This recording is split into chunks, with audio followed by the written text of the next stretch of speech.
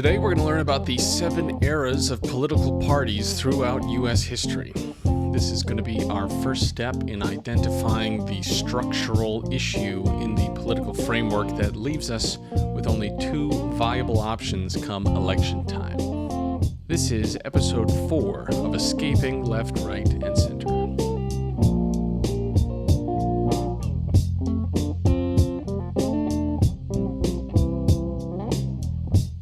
Hello everyone, welcome back. My name's Taylor. Apologies this week for the late upload. Was feeling a bit under the weather, and then even after that, as I was going to record this episode, there was just so much information. I got so far down the rabbit hole, I wound up even recording an episode, but it was over an hour long. And as I was chopping it up, I realized it was just not as concise or as to the point as it needed to be.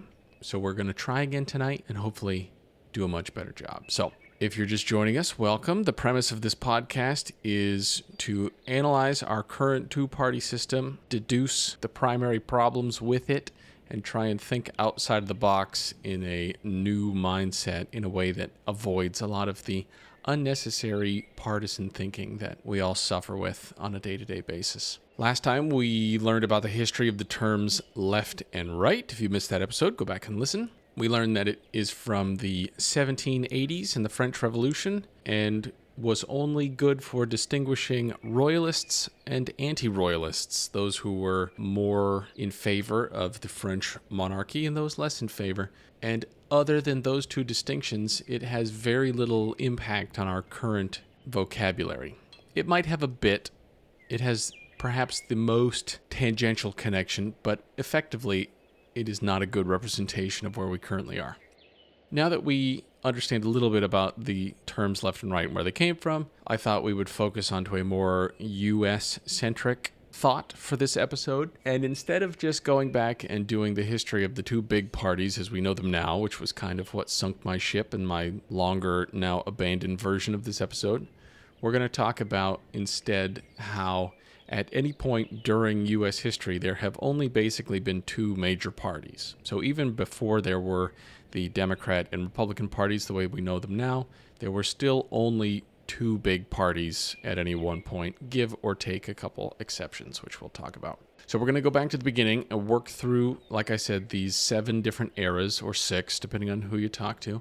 And we're just going to give a quick overview of who the 2 main parties were, a rough outline of what their ideas were, and we'll sort of make our way up to the modern era in this very compact, bite-size formula. I think that'll just work better in general. So let's get into it. They were very helpfully named just in the order in which they occurred. The first comes first, the second comes second, so on and so forth. The terminology used for these eras is, for some reason, system. So we have 7 systems. They're called the first party system, the second party system. It's all very straightforward. So we're going to begin right at the beginning in the 1780s at the conclusion of the Revolutionary War. We have the first party system, which kicked off when members of George Washington's presidential cabinet split into 2 primary factions. We love that, right? We already learned in Federalist 10 that we didn't want factions, Washington didn't want factions, but almost immediately there came to be such a thing. And those factions were the Federalists and the creatively named anti-federalists. The Federalists were really pushing for a unifying central constitution for all the states, a strong federal government, central banking, things like that. The anti-federalists were more in favor of a small central government, very pro-states' rights, aka slavery, in most of those southern states. But those were the 2 big ones of the time. And believe it or not, the animosity of this period was fairly minimal. I mean, obviously there was contentiousness to a certain degree, but after the War of 1812, we entered this period which historians call the era of good feelings. Oh, that's so nice. Can you imagine something like that happening these days? So the era of good feelings, and this was essentially the Federalist Party had really messed up in their opinions about the War of 1812. It's a long story if you want to go look into it, but basically the Federalists really dropped the ball when it came to how they wanted to approach the war, and it effectively killed any sort of popularity or more momentum they had. And by the 1820s, the Federalist Party was essentially kaput, as the Germans would say. James Monroe made it a point to, it was kind of amusing, he made a specific point to eliminate Federalists wherever he could. He had 0 of them in his cabinet. Anytime he needed to make an appointment, he would specifically not choose a Federalist. I read a great line how he killed them with indifference or something like that, where basically he just gave them no attention whatsoever, and the holes that they had dug for themselves, he just allowed them to essentially fizzle out. For his second term, Monroe would have won completely unopposed, except that there were a handful of Federalist faithless electors, which kind of screwed the whole thing up. But he is as close as we've come to a 100% electoral college sweep, which is pretty wild. But alas, all good things must come to an end, and in 1824, Andrew Jackson gets elected, and he rekindles this old-school Jeffersonian ideal, the anti-federalists. At this point, the name had been morphed into the Democratic Republicans. So if you ever see that together, those are the anti-federalists, the Democratic Republicans. Andrew Jackson, complicated guy, lots of bad stuff. But one thing he did, which I think we could give him credit for, was the expansion of voting rights at this time. Prior to this, you had to have been a white landowner in order to vote. And he expanded it to basically be, you just had to be a white man. Still problematic in the long-term sense of that word, but a step in the right direction, you might say. His administration really split the Democratic-Republican Party into 2 primary factions. There was the Jacksonian faction, which was more centered around a sort of populist message. They had a bunch of constitutional conventions. They were very much into majority rule, majority opinion, that kind of thing. And then this other leg became what we now call the Whig Party, which was a little bit stuffier, a little more wonky, very rule of law, a static interpretation of the Constitution as it was, and focused on protecting minority interests against sort of the mob thought. The Whigs even managed to get a president elected, Mr. William Henry Harrison, who has the dubious distinction of being the only president to die while in office, a whopping 31 days into his presidency. The lesson there is make sure you're not drinking sewage water. They have determined that the water supply of the White House was downstream from some of the public utilities, and in combination with some nice pneumonia, the nasty water was probably what did it. So drink your filtered water, kids. At this time, we also see the appearance of third parties for the first meaningful time. There were a handful around this era. We had the anti-Masonic Party, which is kind of hilarious. They were a single-issue party regarding Freemasons. They were very opposed to Freemasonry. We had the Liberty Party, which was a abolitionist party. And then we had the Free Soil Party, which is kind of a hoot if you look into that. It's about expansion to the West. They were an anti-slavery party, which is different than abolitionist. They basically wanted to ensure that Western states wouldn't get bought up by slave owners and plantations. They wanted to keep it more of a free market system in the new state, but I digress. Around this time, after the Harrison debacle and the John Tyler presidency, we begin to get into the third party system, which most folks tend to agree began around 1850. So I think I've done a bad job with the timelines thus far. So the first party system was the founding, which is the 1780s up until the 1820s, when Jackson gets elected. And then the second party system was from Jackson up through 1850, so about a 30-year period, the 1820s to the 1850s. So we're now in the third party system. And this one is very clearly differentiated by being the era of the Civil War. So that was the main characterizing event of this era. The political parties were mostly focused on slavery, Reconstruction, race, and the role of government. This was the Industrial Revolution, really coming into its own at this point. And this is also the birth of the Republican Party in the way that we know it today. At this point, the Democratic Republican Party had dropped the Republican. They were more known as the Democrats.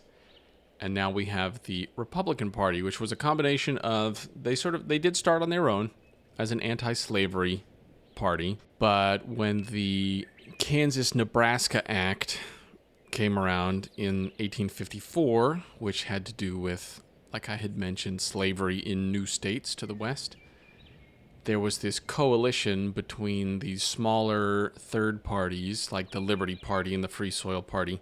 They all coalesced into this larger Republican Party. They ran one unsuccessful presidential candidate, and then on their second try, they were successful. They put forward Abraham Lincoln as their candidate, and he won. We know that his leadership through the Civil War was a crucial moment in American history, and this gave the Republican Party a lot of clout for the next generation or so. During and especially after the Civil War, the Republican Party was heavily involved in the expansion of the government, especially the federal government. Things like national banks, railroads, a lot of high tariffs, sort of protectionism for American business, a lot of social spending, especially with war costs and veterans' pensions, things like that, and even some college grants. So the sort of penny-pinching small government Republicans we think of today did not quite yet exist in this time. They were very much committed to using government as a means to an end for societal change. And for the better, I think a lot of people would say. After the Reconstruction era, we entered something called the Gilded Age, where this sort of unfettered capitalism with a lot of help from the government really just took off. Incredible economic booms, tons of immigration, cities exploded. There was a lot of migration up and down, north to south, south to north.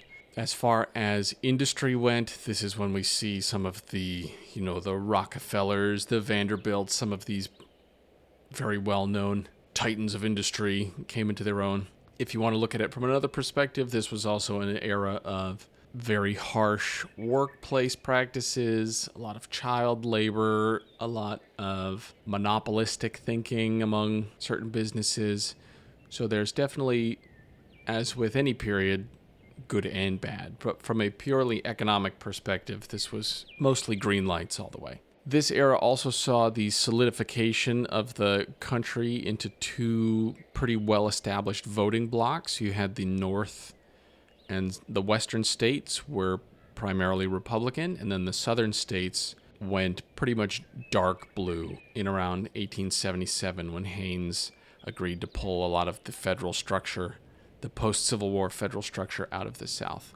You had the Republican North and West and the Democratic South. They called it the Solid South because it voted Democrat so faithfully for so many years.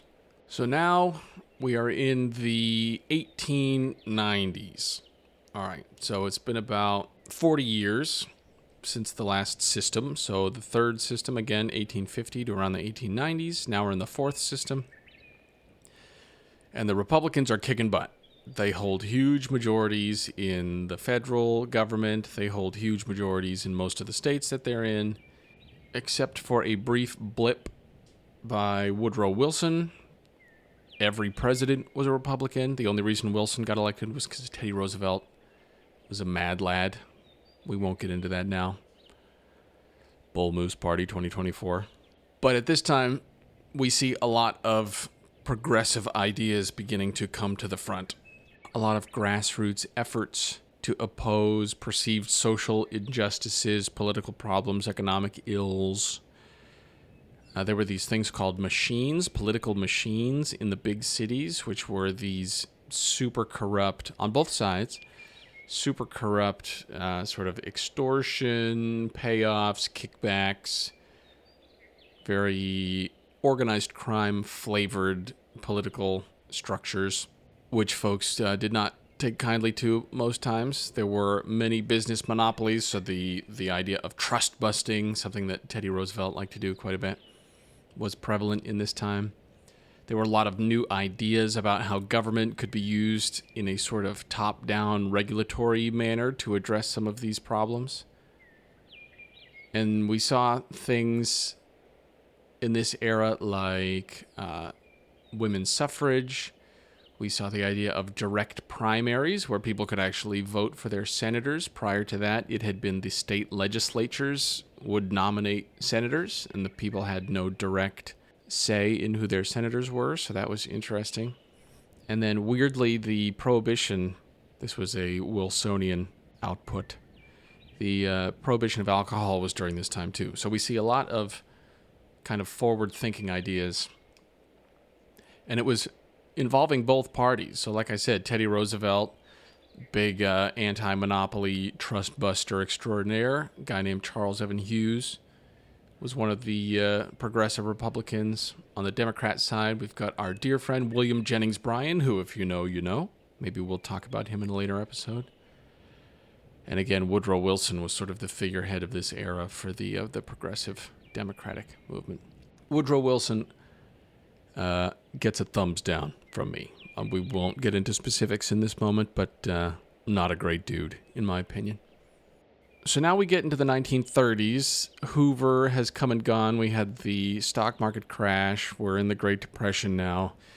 Because the Republicans had a basically unobstructed era of influence, which in many people's minds, they were responsible for the Great Depression.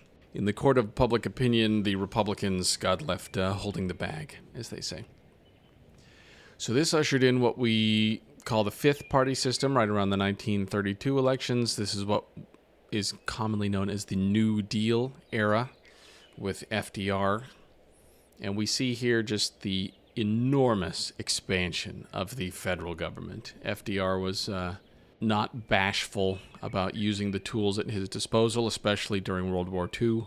We see massive social programs. We see make-work programs. A lot of it was aimed at eliminating the effects of the Great Depression. There's been lots of ink spilled as to how effective these were or were not.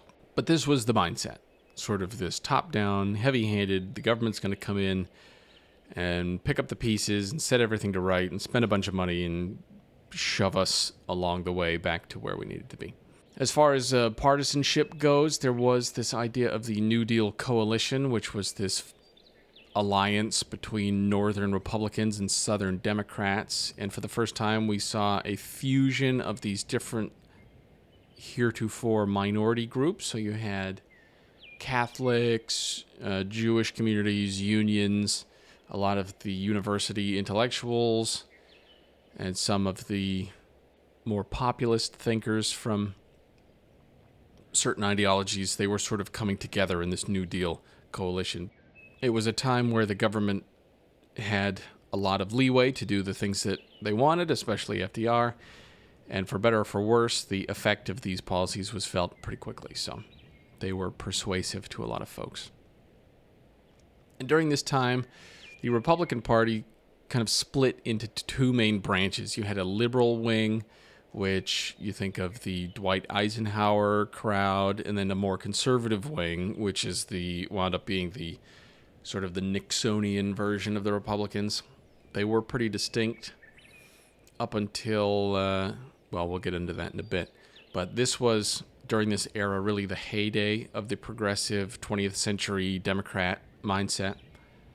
Sort of similar to how we talked about the Gilded Age, the Republicans really held sway for much of that. This was a pendulum swing to the other side. The Democrats held strong majorities in both houses, I think almost continuously up until the mid-90s. So from the 30s up until the 90s, the House and Senate were primarily controlled by Democrats. And we also begin to see a lot of this heavy partisan language, which we've become so familiar with today. Parties, instead of becoming idea-centered, they really shifted into this idea of being candidate-centered. So instead of the party having a set of ideals that candidates would demonstrate as their own, it began to be, this is our candidate, and we're going to sort of morph and shape ourselves to fit this candidate. We also see at this time the rise of the quote-unquote new left, which is sort of the hyper-progressive. We think of a lot of the 60s social revolution stuff, the ideas that are still around today that we typify with some of the fringe ideology of the Democrat Party. Perhaps less fringe today than back then. But it was here that we really started to see things get very, pick a side, stick to your side. And there's a lot of debate as to when this era ended. So it's pretty clear it started in the 30s with FDR, but then there's a lot of back and forth as to when this era ends and the next one begins. Some people say it ended in the 60s with LBJ and all the Civil Rights Act in 64, 68, the Voting Rights Act, Vietnam. Some people say it was in the 80s with the Reagan administration. A lot of people believe that Reagan completely revitalized the Republican Party. The onset of the sort of Chicago school neoliberal economic model. The liberal wing of the Republican Party had kind of shriveled and died at that point. So when Reagan came along and re-energized the Republicans, a lot of people feel that that was sort of the beginning of the next era. But there's lots of back and forth, and there are good arguments to be made as to which is which and what happens when. But it's basically right around this point, kind of the 80s, I think for the purpose of this conversation, we'll say the 80s, where things kind of switched. I mentioned Reagan. There was tremendous support for him, especially in his second term, where poor Walter Mondale got his rear end handed to him. But moving forward after Reagan, we really see this partisan framework really dig in its heels. And this is the beginning of, in my mind, the modern era of partisanship that we live in currently. During this period, we also saw a slow transition of the party strongholds geographically. I'm not going to get into it here, but there's the idea of the Southern strategy, quote unquote, or the big switch. This is a hotly contested topic. You'll see a plethora of opinions supporting either A, that the Southern switch did happen, or that it didn't happen, or that it's a myth, or that it's not a myth. We're not going to get into that right now, but to sum up, the northern part of the country had for a long time been very Republican, and over the second half of the 20th century, we see a slow shift of the Republican base moving into the South and the Democrat base moving up into the North. That's what we're going to end on for the Southern strategy. Perhaps we'll do an episode on it later. I have some opinions, but we're already pushing our time for this episode, so we're going to keep on moving. One interesting thing, people talk about how there are political divisions where people disagree on the mechanical political mechanisms of how government ought to operate. But around the early 90s, we start to see cultural division as well, where the two parties were focused on not just mechanisms of government, but also the personal, cultural, societal element of politics as well. So this sixth system, which again, we don't really know the beginning of, we're going to say the early 90s for the sake of this conversation. Historians disagree as to whether or not we're still in the sixth system or whether we've moved into the seventh, whether we're in some weird twilight zone in between 6 and 7.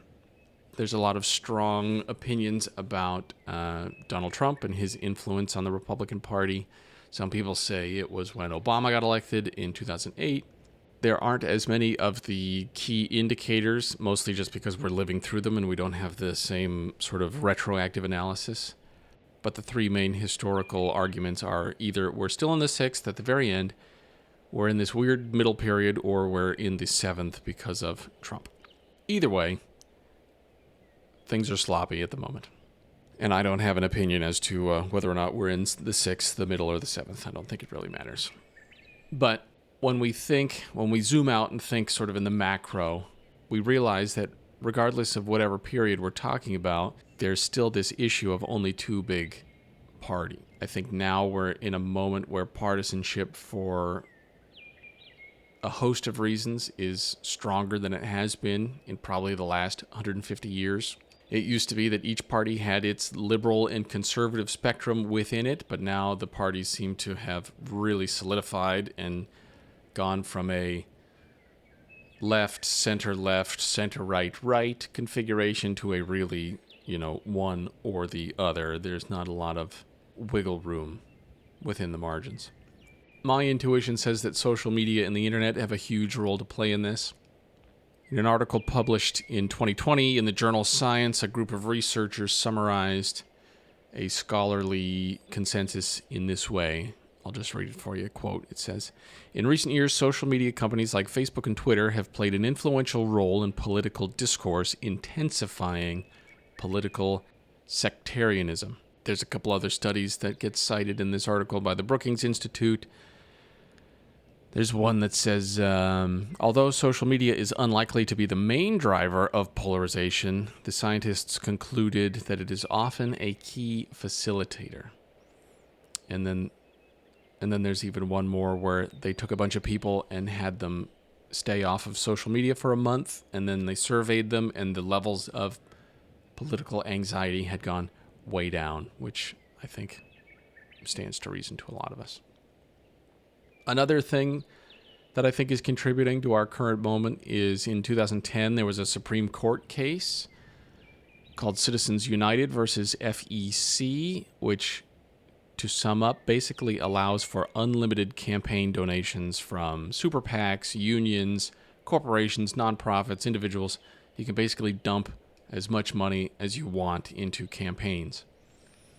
There are certain ways that you can hide these finances from public records, and it really just, in my mind, gives an unbalanced amount of power to these ultra-wealthy interest groups that operate on either side. We've seen just an explosion of campaign spending since 2010, and it's because of this Citizens United Supreme Court case. So I want to wrap up by reading, it's a bit long, but it's a quote by a man named Lee Drutman, who wrote a book called Breaking the Two-Party Doom Loop, which is such a great title for a book. And it kind of just sums up our current moment, so I'll read it for you here. He says, quote, "For much of American political history, the critique of the two-party system was not that the parties were too far apart, it was that they were too similar, and that they stood for too little. The parties operated as loose, big tent coalitions of state and local parties, which made it hard to agree at a national level. But that was before American politics became fully nationalized, a phenomenon that happened over several decades, powered in large part by a slow-moving, post-civil rights realignment of the two parties.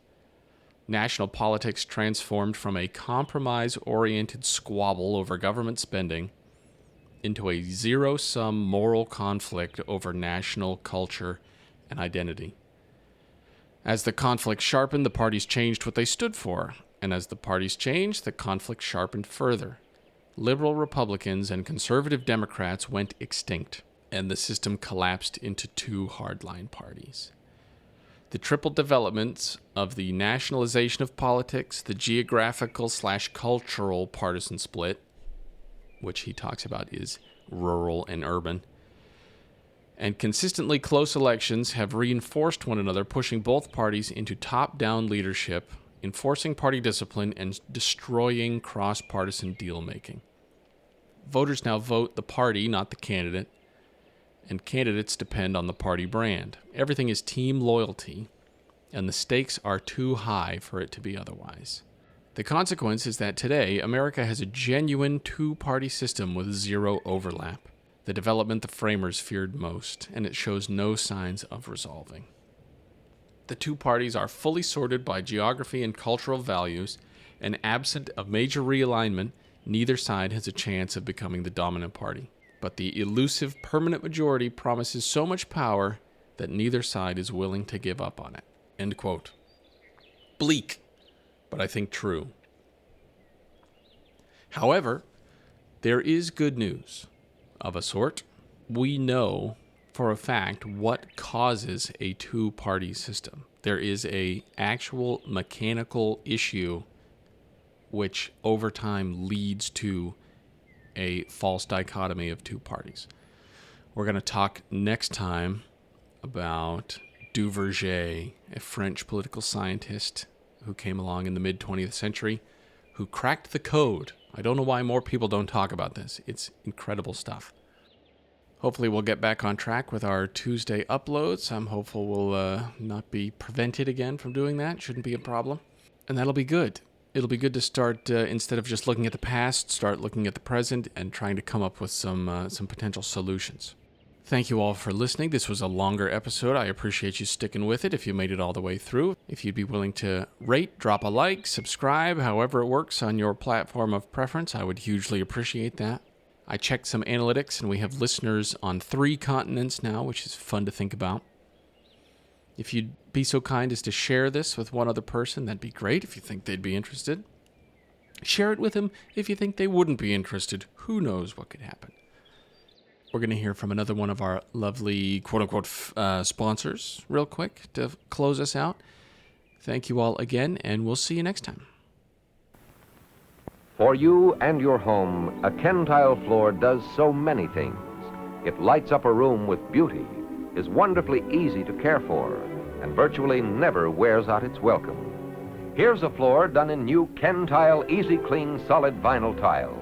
For only $33.95 and in less than a day, you can install Easy Clean yourself right over your old floor.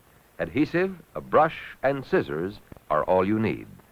Ken Tile Easy Clean is the low-cost solid vinyl tile that's not just vinyl on top, but vinyl through and through. Yes, you can afford a grease-proof, long-wearing vinyl tile floor if it's Ken Tile Easy Clean.